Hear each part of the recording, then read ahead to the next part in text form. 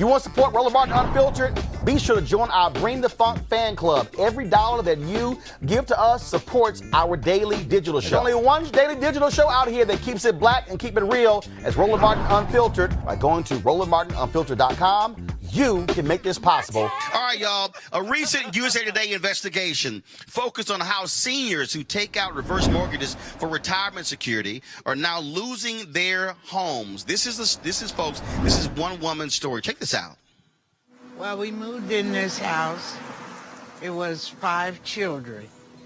And we moved in the house in 1964. I got married while I was here. I had my children while I was here. My husband passed in 2016.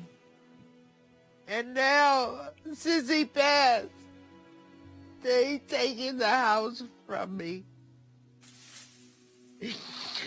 Because when my husband signed the reverse mortgage, I was underage. He's 3 years older than I am.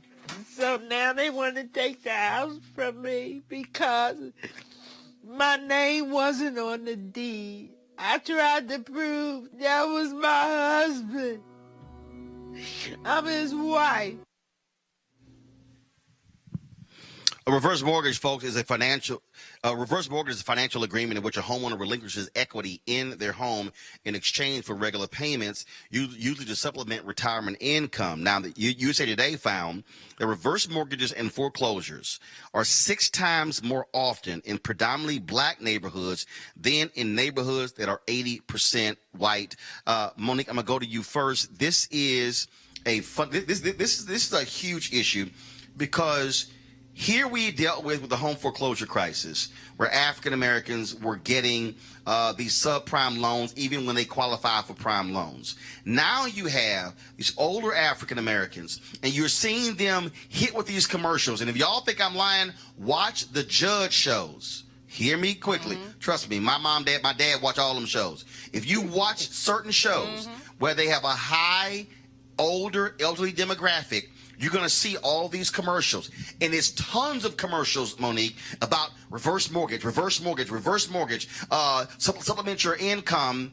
And people don't quite understand exactly what all this entails. No, they don't understand, and the banks are the only ones who are making it out of all of these things. It really, in my opinion, is elder abuse. I can't quite think of a case. Scott would have to help me on how we could actually fashion a complaint about it, but they are bringing information, like you said, in those critical times when they know that the numbers of people who are watching who are 65 and up are high, and then when the calls come in of interest about it, they have an obligation to explain the terms, but the terms are not being explained. And it's the same thing as so many other circumstances where a person who does not have information, we perish for lack of knowledge, will get a huge book or pages and pages of information, does not read the fine print, and it's all fine print, and they're being taken advantage of. And you got to think about how many people of color, this is the only home that they may have ever owned in their family. They're probably first-time home buyers who are still in their original home and are now out of it. And so it doesn't just hurt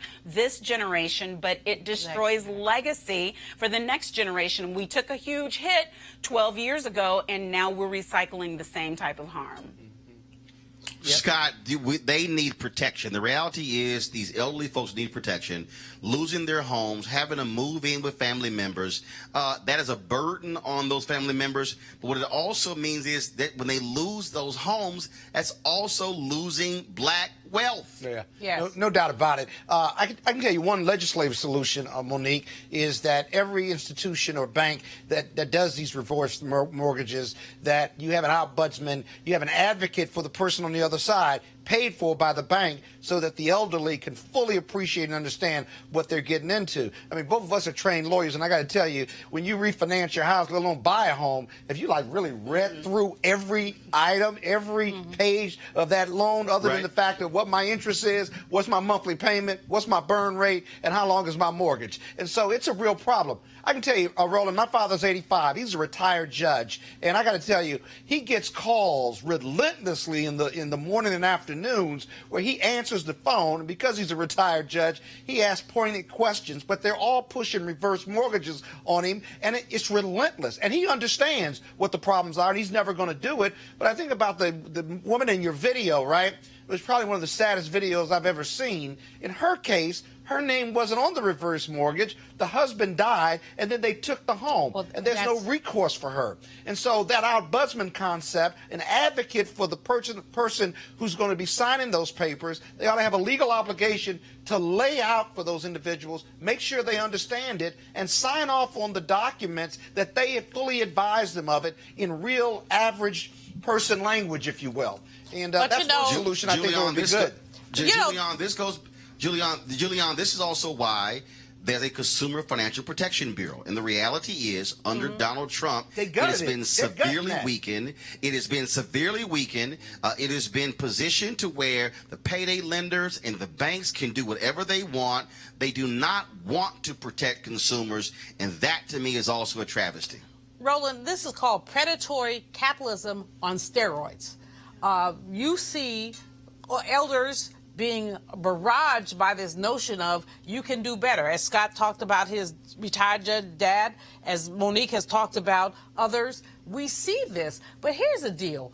Number one, the way that this has been packaged as this is a good deal for you.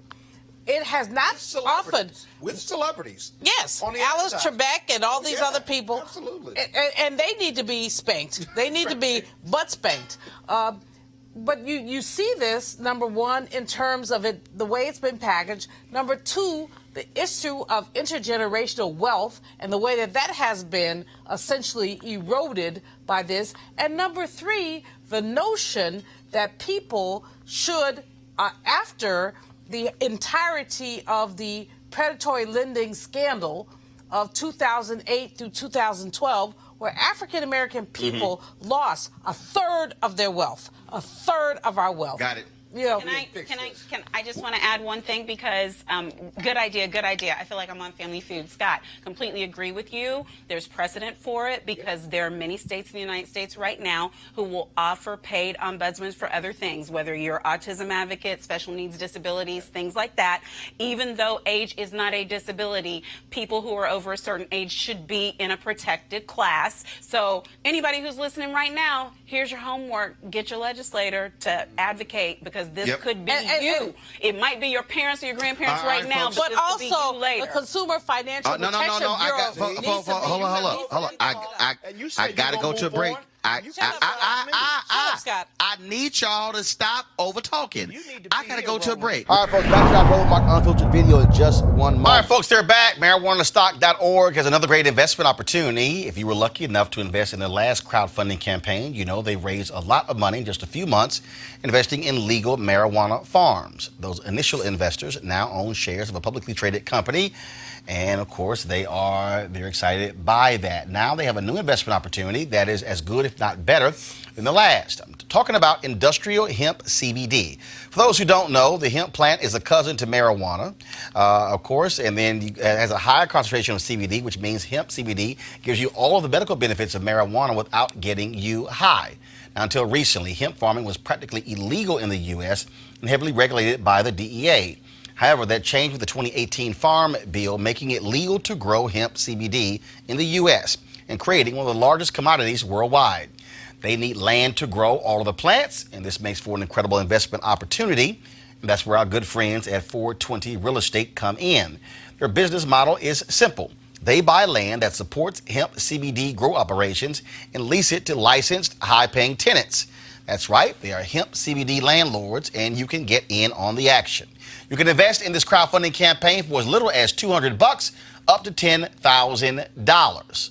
All right, folks, all you got to do is go to marijuanastock.org. That's marijuanastock.org if you want to get in the game. And if you do so, do it now. Now back to your Roland Martin Unfiltered video.